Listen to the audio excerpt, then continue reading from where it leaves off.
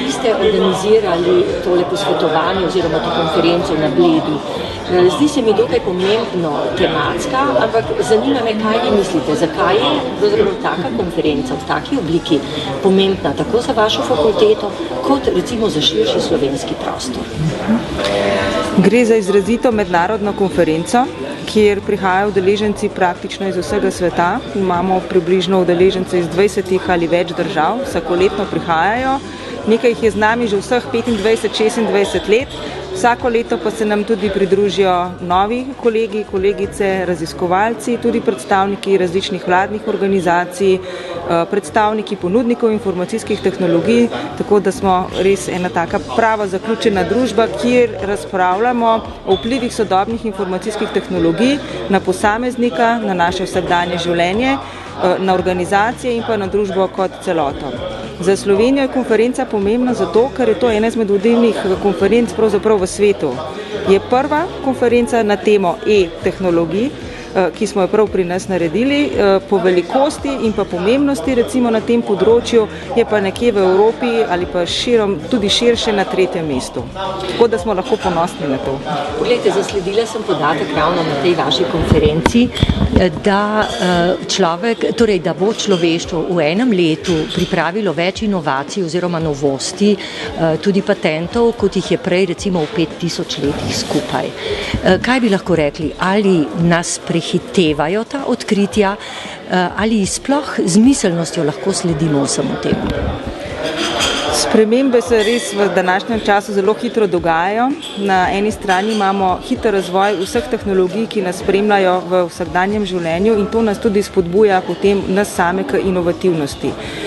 Potem se razvijajo še posebne rešitve, ki skušajo nas kot človeka spodbujati k sodelovanju, ne glede na to, kje se nahajamo, kdaj bi želeli sodelovati in vse to skupaj nas pravzaprav tudi vodi k večji inovativnosti, k hitrejšim rezultatom. Včasih se pravzaprav tudi ne zavedamo, smo prezgodni in prihajajo inovacije, ki še niso zrele v bistvu za uporabo, ker mi kot uporabniki nismo zreli, zato običajno, ko spremljamo ta razvoj tehnologije ali pa inovacij, vidimo, da se pravzaprav nekje primejo za uporabo šele čez nekaj let. Tako da smo včasih prehitri. Včasih pa se nam zdi, da smo pravzaprav prepozni, ker ne zagrabimo dovolj hitro priložnosti. Poglejte, še dva izraza sta mi padla nekako v ušesa, če lahko tako rečem. Namreč družbene inovacije in teritorialne inovacije. To pa je nekaj, o čemer se prej ni govorilo, vsaj ne tako pogosto. Govorili smo o tehnologiji, govorili smo recimo o družbenih gibanjih in tako naprej. Ampak tu zdaj je pa ravno izpostavljen ta izraz inovacija na teh dveh področjih. Družbene inovacije, tukaj se želi poudariti, da pravzaprav za nek uspešen nov produkt ali pa storitev, ki jo pa želimo plasirati tudi potem na tržišču, je zelo pomembno, da vključimo same uporabnike že v začetni fazi snovanja pravzaprav teh tehnologij oziroma rešitev produktov ali storitev. Ker izhajati je potrebno iz uporabnikovih želja, potreb, šele takrat lahko pravzaprav soustvarjamo vsi deležniki, ki sodelujemo okrog nekega področja razvoja in sistem zagotovimo, da bo ta produkt načeloma lahko bolj uspešen, potem ko seveda ga moramo tudi enkrat na tržišču prodati. No, in potem lahko že govoriva o živem oziroma živečem laboratoriju? Tako je, to je metoda, način dela, ki spodbuja pravzaprav to ustvarjalnost. Pomembno je, da izhajamo iz uporabnikovih potreb in želja. Torej, on je tisti, ki pravzaprav definira, kaj želi in kaj bo kasneje tudi na tržišču kupoval. Vsi, ki pa snujemo ta razvoj, seveda okrog uporabnika, pa se z njim povezujemo. Bodisi s pomočjo novih tehnologij, ki omogočajo sodelovanja, bodisi s pomočjo delavnic ali pa pravzaprav tudi skupinskega dela. Tako da je to v bistvu ena izmed najbolj pomembnih metod, tudi zdaj v Evropi, zelo sprejetih in bo imela tudi pomembno mesto v tem snovanju novega raziskovalnega programa, ki prihaja v prihodnjem letu, Horizont 2020. Smo pravzaprav tudi dobili potrditev, da je to pravi način dela, da spodbudimo tiste prave, uspešne inovacije, ki bodo tudi kasneje živele. Poglejte, nekako nismo bili vajeni do sedaj povezovanje javnega interesa in recimo zasebnega. To dejansko prihaja vse bolj v ospredje, po drugi strani pa tu nastopa vedno vmes tudi birokracija. Pravzaprav, kje so tisti, bi rekla, največje ovire, preko katerih imate občutek, da bodo ti vaši živeči ali živi laboratoriji najtežje recimo prišli preko? Največ težav zasledimo, ko prihajamo tudi mi s kakšnim takim predlogom za to vrstno sodelovanje na različnih področjih. Naprimer, trenutno se ukvarjamo z pametnim turizmom, torej kako vključiti dejansko v razvoj novih turističnih storitev, ponudb strani uporabnika. Kako lahko uporabnik pripomore z svojimi idejami in predlogi k inovativnim storitvam, ki jih kasneje, v kasnejši fazi lahko pravzaprav ustvarijo ponudniki in s tem vsi nekaj pridobimo. Največja težava, ki jo zasledimo, je pač v zakoreninjenem načinu dela. Ljudje niso pravzaprav vešči takšnega načina sodelovanja, ne poznajo takšnih metod, ko pa vendarle uspemo se pogovoriti o priložnosti, ki jih tak način prinaša, ko vidijo dejansko, kakšne prednosti so lahko pridobljene na tak način, so pa pravzaprav zelo radovedni in si želijo sodelovati v takšnem ustvarjalnem okolju. Naše izkušnje so pozitivne, je pa potreben pa zelo individualen pristop, da se pravzaprav področje dela predstavi, način sodelovanja in pa predvsem, kaj so tisti učinki, ki jih pričakujemo in jih bomo dobili. Šele s tem pričakovanim rezultatom lahko potem pravzaprav dejansko pridobiš vse akterje k sodelovanju. Glejte, še nekaj se mi zdi pomembno, ravno to, da tehnologija napreduje tako zelo hitro. Ali smo ljudje sposobni spreminjati svojo miselnost, recimo, ali lahko sploh sledimo tej tehnologiji? Govorim zelo nasplošno. Seveda ljudje, ki so strokovnjaki, ki se z določenimi stvarmi ukvarjajo, zagotovo zmorejo. Po drugi strani pa ves ta projekt tega živečega laboratorija je dejansko namenjen uporabniku. Tako je. Uporabniki bi seveda največ morali pridobiti in je tudi način dela usmerjen k temu, da oni na koncu pridobijo tisto, kar pač potrebujejo. Ta način sodelovanja je zelo pomemben, dejansko prinaša rezultate, ki jih želimo. Spraševali ste o hitrosti razvoja tehnologij. Po eni strani tako je. Težko je premikati tudi sami sebe. Ljudje se pravzaprav nekako ogibamo sprememb. Nismo nagnjeni k tako zelo hitremu spreminjanju, vendar se ta naš svet tako hitro vrti, da seveda se moramo temu tudi na nek način začeti prilagajati. Počasi, postopoma. Kakor bi recimo opažali zdaj ta razvoj, zelo veliko se bo tudi stvari moralo poenostaviti. Torej, da bodo vse te naprave, ki so in imajo velik potencial, uporabno vrednost, da bodo poenostavljene tudi za uporabnika. Torej, enostavni uporabniški umestniki, manjše število gumbov, če govorimo zelo preprosto, naprimer za starostnike, zelo veliko se govori o tematiki varnega staranja, torej kako ljudem, starajoči se populaciji, omogočiti varno bivanje doma v svojem okolju čim dlje časa. Z vsemi temi sodobnimi tehnologijami, senzori, ki spremljajo gibanje, senzori, ki spremljajo pritisk, pač spremembe v naših telesih in kako lahko potem seveda tudi človeku omogočimo bogatejše, varnejše staranje. Vse to bo vplivalo tudi na družbo kot celoto, ki bo lahko na nek način tudi prihranila na ta način. Ne bo potrebno takoj določenih zdravstvenih storitev izvajati, če te ne bodo potrebne, ampak bo pa potrebno na drugi strani zagotoviti nove storitve, kjer bomo pa spremljali naše starostnike na domu. Svet se zelo hitro spreminja in če ne bomo spremenili tudi svoje miselnosti, svojega načina življenja in predvsem svojega odnosa, naj si bo do okolja ali do sočloveka, potem pomeni, da bomo zavozili, mudi se nam. Tako je. Včasih pozabljamo na vrednote, na katerih je naše življenje zgrajeno.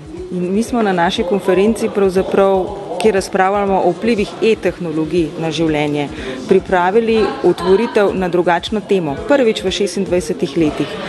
In sicer smo povabili če lahko povem, gospoda Petra Florjančiča, ki je inovator, živi sedaj trenutno na Bledu, star 94 let, v življenju ni vzel dneva bolniške, ker je pač seveda sam bil ustvarjalen in skrbel za svoj razvoj in pa obstoj. In gospod Florjančič nam je zelo lepo povedal, na kakšen način je potrebno razmišljati, katere vrednote so pomembne, da nas pravzaprav spodbujajo ne samo k preživetju, ampak tudi k ustvarjalnosti. In to so tiste bogate stvari, ki morda jih v današnjem času, ob vsem tem stresu, ob vseh teh tehnologijah, pomanjkanju časa pozabljamo. In prihaja čas, ko se bomo morali tega spomniti in opreti na te osnovne vrednote, ki jih imamo, tudi na osebne povezave, s katerimi lahko si pomagamo vzdrževati te povezave, seveda tudi s tehnologijami, vendarle bo potrebno tudi na tem področju nazaj k koreninam po eni strani, po drugi strani pa izrabiti tudi priložnosti, ki se nam pa seveda ponujajo z tehnologijami. Še nekaj me zanima, kaj pa izobraževanje? Kako recimo izobražujete na univerzi oziroma na vaši fakulteti, če greva bolj recimo na ozko? Po drugi strani pa opažamo, da je vsega tega zagotovo premalo, tako v osnovni šoli kot v gimnaziji. Slišala pa sem že recimo, ko so rekli pri marsikateri stvari, da bodo preko otrok poskušali vplivati na starše in da se to zelo dobro obnese. Kaj vi mislite o tem? Kar se tiče šolanja, zelo pomembno je, da otroci hitro pridejo v stik z samo tehnologijo, z računalniki, da bodo vešči uporabe. Seveda za pravi namen. Tukaj smo starši tisti, ki moramo doma poskrbeti, da otrok uporablja pač vsebine, ki so zanj primerne in se lahko ob njih tudi razvija. V nekaterih osnovnih šolah opažamo tudi že v vrtcih, že omogočajo otrokom uporabo, na mnogih pa ne. Torej imamo na nek način neravnovesje, bi lahko rekli. Torej nimajo vsi otroci enakih priložnosti. Tudi ne iz domov, iz družin, odkoder prihajajo. Nimajo povsod možnosti uporabe računalnika. Torej tukaj se začne, mi temu rečemo, digitalna razdrobljenost, torej neenakost, že na začetku. Želimo, da bi vsi v družbi imeli enake pogoje, dostopnost samih internetnih tehnologij, ki so temelj potem za ustvarjanje naprej, za navezavo vseh storitev, ki jih lahko kasneje v življenju uporabljamo. Na fakultetah seveda želimo v naše programe vključevati sodobne tehnologije, s katerimi se študenti slej ko prej srečajo tudi v podjetjih. Zelo nam je v pomoč partnerstva, ki jih sklenemo z nekaterimi največjimi ponudniki teh rešitev, tudi z domačimi, lokalnimi ponudniki, kar je pomembno za nas, ker te rešitve se tudi v organizacijah uporabljajo, tako da študentje dobijo te veščine in so konkurenčni, ko nastopajo seveda pač svojim povpraševanjem za službo na tržišču. Če gledam nekaj let nazaj, je bilo zelo težko pridobiti podjetja, ponudnike tehnologije k takem partnerstvu.